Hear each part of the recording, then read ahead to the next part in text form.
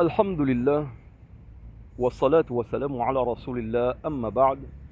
Hoy quería hablarles, inshallah, un poquito de la biografía del último profeta que Allah subhanahu wa ta'ala envió a toda la humanidad, con un mensaje válido para todos los tiempos, con enseñanzas de muchísima sabiduría, de muchísimo beneficio, que son aplicables para todos los tiempos, para beneficio del ser humano, porque Allah no nos necesita. Nadie puede beneficiar o perjudicar a Allah subhanahu wa ta'ala. Bueno, el profeta Muhammad sallallahu alayhi wa sallam nació en el año 570 de la era cristiana, el año del elefante, en la Meca. En la Meca está la mezquita más importante y él nació en esa ciudad. Unos meses antes de su nacimiento, un gobernante del Yemen, el Yemen está en el sur de la península arábiga, organizó un ejército muy poderoso con elefantes para destruir la mezquita más importante que está en la Meca. Se acercó hasta la Meca y se entrevistó con el abuelo del profeta Muhammad, con Abdul Muttalib.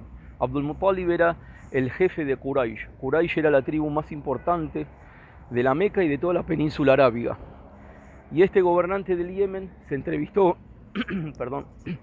con el abuelo del profeta Muhammad, Abdul Muttalib, y le comentó que venía a destruir la casa sagrada, la mezquita más importante, que aunque era la época y el estado de ignorancia, igual que Quraysh y el resto de los árabes respetaban tanto.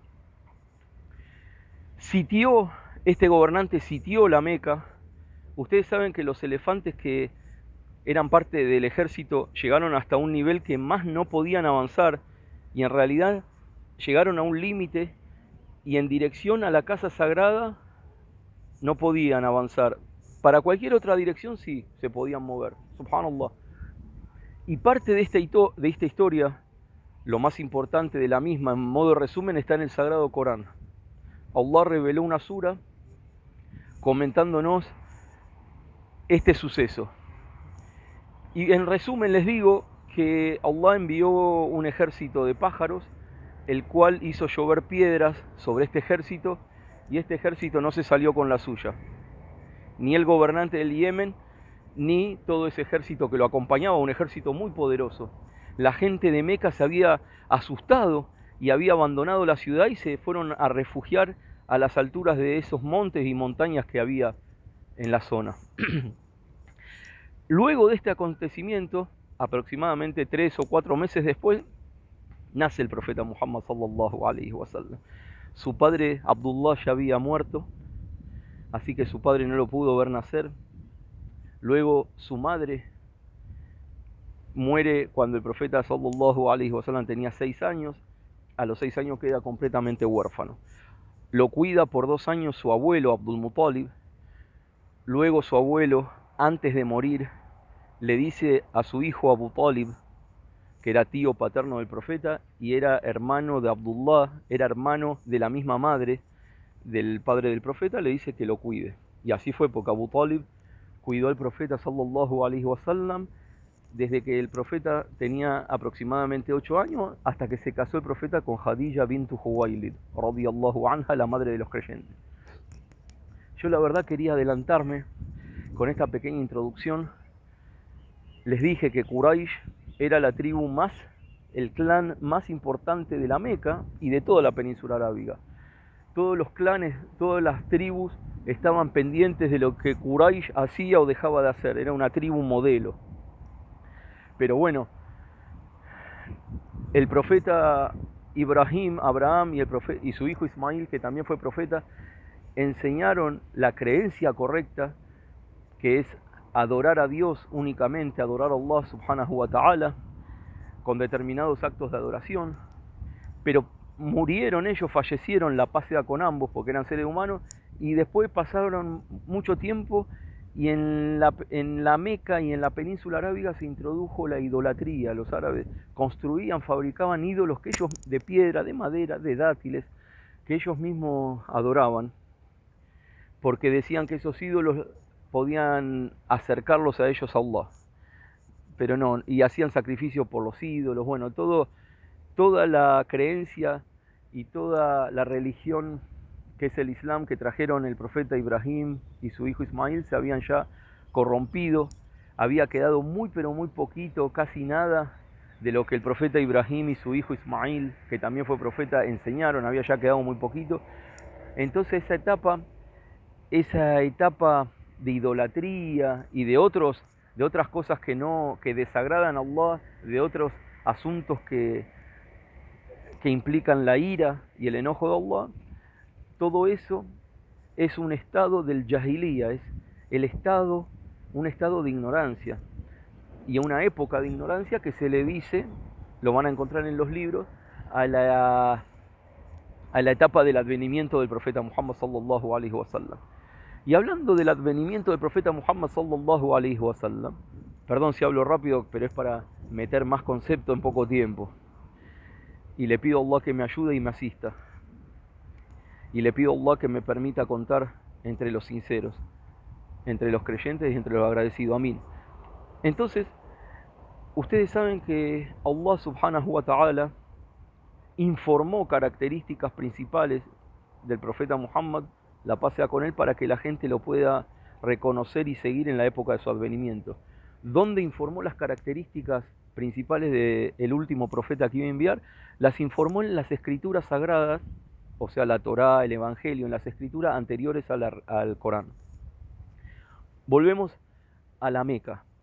Bueno, cuando tiene 25 años y Jadilla 40, hay un hermoso y noble, el más noble de los matrimonios, entre el profeta Muhammad y Jadilla.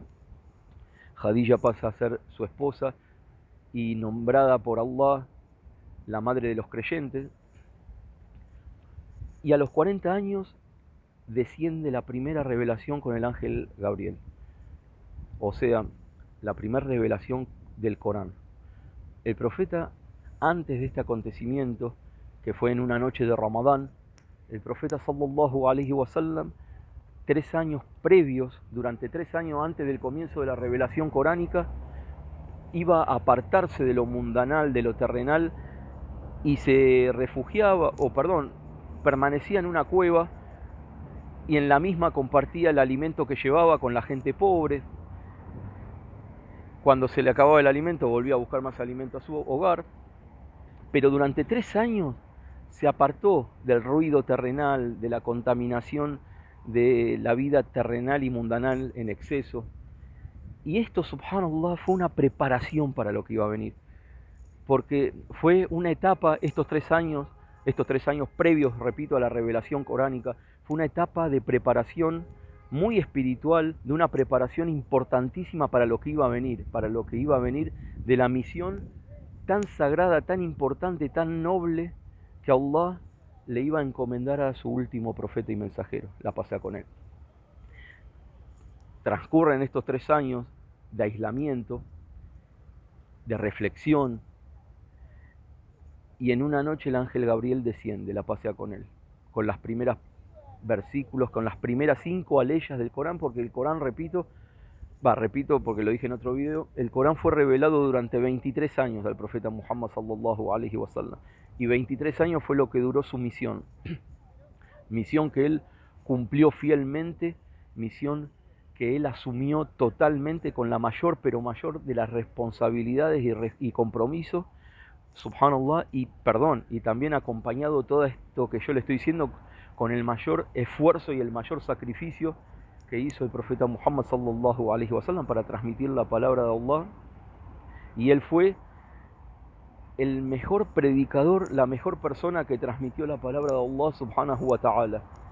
Y ayer, por ejemplo, con un grupo de hermanos en la fe, estábamos reflexionando que el profeta invitaba, sallallahu alaihi wasallam, a las personas, a la gente, invitaba a creer en Allah y a aceptarlo a él como último profeta y mensajero, aceptarlo a él como el mensajero de Allah. Él invitaba y fue el mejor invitador y el mejor predicador y el que mejor transmitió y difundió la palabra de Allah. Pero hay gente que no creyó en él, ni en Allah ni en su mensaje. ¿Pero por qué? Porque es Allah. Inna Allah yahdi man yasha, como Allah mismo dice en el Corán. Ciertamente Allah guía a quien Allah mismo quiere. Los profetas, tanto el profeta Muhammad sallallahu alaihi wasallam como los profetas anteriores a él, la paz sea con todo ello, invitaban a la gente a creer en Allah, a adorarlo correctamente, invitaban a la gente a hacer el bien, a apartarse del mal. Y Allah, lo dije muchas veces, Allah apoyaba a sus profetas y mensajeros con los milagros. Repito, el milagro más importante que Allah le otorgó al profeta Muhammad sallallahu alaihi wasallam es el Corán. Durante 3 años el profeta predicó en secreto, desde el comienzo de la revelación. Pasaron 3 años y el profeta predicó íntimamente, en secreto. No lo hizo a modo público, públicamente, abiertamente. La primera persona en creer en él fue Khadija, radiyallahu anha, su esposa. Luego también su mejor amigo Abu Bakr Siddiq. Abu Bakr era un líder de Quraysh, un líder de su clan, de su tribu, porque Quraysh estaba formado por distintos clanes, distintas tribus, y cada tribu, cada clan tenía su jefe, su líder, que siempre los líderes eran obedecidos y muy, pero muy respetados.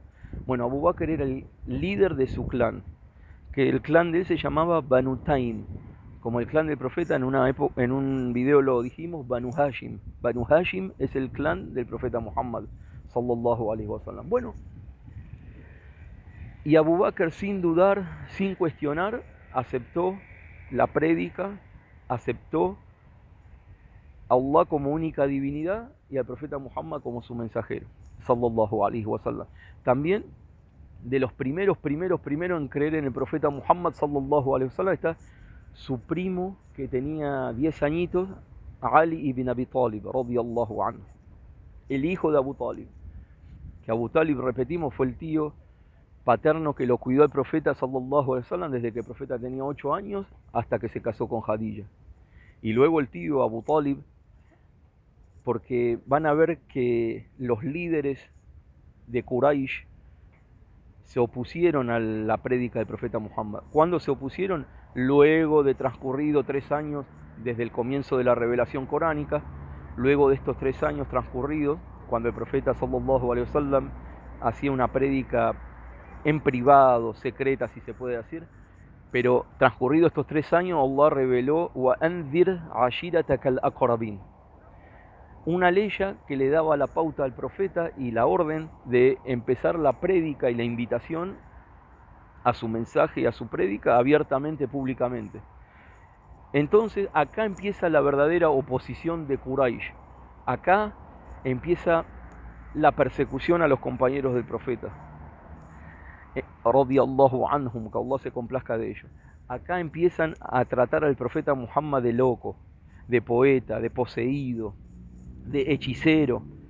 Pensar que antes, en su juventud, le decían Al-Amin. Al-Amin lo apodaron así, que significa el confiable. Subhanallah. Y se sabe que nunca mintió el profeta Muhammad, porque cuando Allah reveló esta ley del Corán, وَأَنذِرْ عَشِيرَتَكَ الْأَقْرَبِينَ, el profeta sallallahu alaihi wasallam se reunió en un lugar, o reunió a la gente, convocó a la gente en un lugar y le dijo: si yo les digo que detrás de esa montaña viene un ejército a atacarlos, ¿ustedes me creerían? Y todos, pero todos dijeron: claro que sí, si tú nunca nos has mentido y eras una persona veraz. Y les dijo, y ahí fue cuando los invitó a abandonar la idolatría para adorar únicamente a Allah y que lo acepten a él como el mensajero de Allah. Y les advirtió, bueno, del castigo si no aceptaban su mensaje. Subhanallah. Uno de los tíos del profeta, Abu Lahab, les dijo unas palabras muy fuertes, muy feas: para eso nos reuniste, y otras cosas muy feas, muy fuertes. Y Allah inmediatamente revela la sura del Corán: A'udhu billahi minash shaitanir rajim, Bismillahir rahmanir rahim. Tabbat yada abi lahabin wa tabb, ma aghna anhu maluhu wa ma kasab, sayasla naran dhata lahab, وامرأته حمالة الحطب في جيدها حبل من مسد. صدق الله العظيم. Subhanallah. Este tío y su esposa, que su esposa era colaboradora con él en oponerse brutalmente al mensaje del profeta, no iban a aceptar el Islam y el destino de ellos iba a ser el castigo eterno. Nos refugiamos en Allah de su castigo. Y ahí empezó la verdadera odisea. El profeta sallallahu alaihi wasallam, a pesar de todas las dificultades, de todos los peligros, jamás abandonó su misión, jamás. Asumió con total compromiso la misión profética, la misión que Allah mismo subhanahu wa ta'ala le había confiado. Y el profeta fue enviado por Allah a toda la humanidad. Fue el último profeta, el último eslabón de esa cadena profética, pero enviado por Allah, por Dios, a toda la humanidad y con un mensaje, lo repito, válido para todos los tiempos. Torturaron a sus compañeros, los encarcelaron, los persiguieron. Repito, el profeta Muhammad sallallahu alaihi wasallam lo trataron de loco, de poseído. De a poquito algunas personas aceptaban el Islam, también a pesar de los peligros. Algunos esclavos, porque en esa época existía la esclavitud, algunos de los esclavos aceptaron el Islam, como el caso famosísimo de Bilal ibn Rabah, radiyallahu anhu, que fue brutalmente golpeado y torturado y no abandonó la fe y la creencia en Allah y en su mensajero, subhanallah. Y Abu Bakr Siddiq, Abu Bakr pagó la liberación de Bilal y lo rescató, lo salvó de la opresión, de la esclavitud y la tiranía. Y el padre de Abu Bakr lo criticó a su hijo, le dijo, pero ¿por qué no compras esclavos fuertes que estén a tu servicio? Y Abu Bakr le explicó que lo que hizo por Bilal lo hizo buscando la complacencia de Allah, buscando la satisfacción de Allah mediante ese acto. Subhanallah. Y entonces, uno de los métodos también, los líderes de Quraysh se reunieron con Abu Talib, que es el tío, como les dije, del profeta, que el tío del profeta no aceptó el mensaje, no lo aceptó al profeta como mensajero de Allah, no aceptó el Islam, pero a pesar de todo eso lo protegió, lo defendió dentro de sus posibilidades humanas. Entonces los líderes de Quraysh se reunieron con Abu Talib y le dijeron, decile a tu sobrino que le damos lo que quiera, pero que no diga más que es un mensajero de Dios, que abandone eso, que no lo diga más y le damos las riquezas que él pida, le damos lo que él quiera, lo coronamos rey de acá, de la Meca. Entonces Abu Talib se reúne con su sobrino, con el mensajero de Allah sallallahu alaihi wasallam, y el profeta sallallahu alaihi wasallam le dice, tío, aunque me pongan el sol en la mano derecha y la luna en la mano izquierda, jamás abandonaría mi misión porque es un compromiso que tengo con Allah. Bueno, ya van 18 minutos de este video. Es difícil a veces resumir tanta historia, pero tanta historia. Y subhanallah, como he dicho en alguna oportunidad, si estudiamos objetivamente y de las fuentes verídicas la biografía del profeta Muhammad, la paz sea con él, llegaríamos a la conclusión de que es un verdadero profeta, por varios motivos, pero uno de ellos es los logros, los objetivos, los logros que él consiguió. Si no fuera con la ayuda de Allah, con la revelación, si no hubiera sido un verdadero profeta, no hubiera conseguido esos logros que obtuvo con la escasez de los medios. Y no solo con la escasez de los medios, sino en una situación tan pero tan adversa. Porque Quraysh era la tribu respetada de la Meca y de toda la península arábiga, era la tribu más poderosa. Y él los venció, pero los venció con la ayuda de Allah. Allah otorgó la victoria a su mensajero y a los creyentes. Bueno, es muy difícil resumir, yo trato de transmitir. Igual, créanme, toda esta historia es 1000 veces o mucho más interesante de lo que yo pueda transmitir y contar. Después, yo he nombrado a algunos compañeros del profeta, que Allah esté complacido con todos ellos, radiyallahu anhum.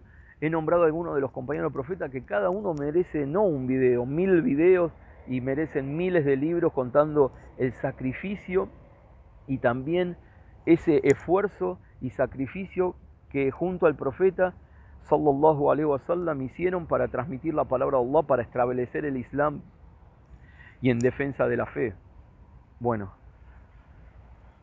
wasalamun ala al-mursalin walhamdulillahi rabbil alamin. Cariño y saludo para todos.